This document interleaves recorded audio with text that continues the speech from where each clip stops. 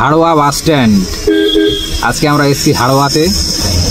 তো আজ আমরা আমাদের কর্মের পরিপ্রেক্ষিতে চলে এসেছি এই হাড়োয়া নামক জায়গাটিতে, যেটা উত্তর চব্বিশ পরগনা জেলায়।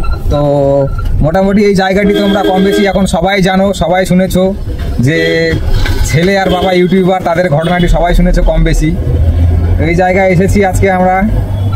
তো এসে বেশ জায়গাটার পরিবেশটা দেখে ভালো তো লাগছে, কিন্তু এরকম একটা ঘটনা ঘটবে এখানে সেটা কেউ ভাবতে পারেনি। তো আশা করি হয়তো সেই অন্যায়ের বিচারটা সেই পরিবার খুব তাড়াতাড়ি পেয়ে যাবে, এটাই প্রার্থনা করি।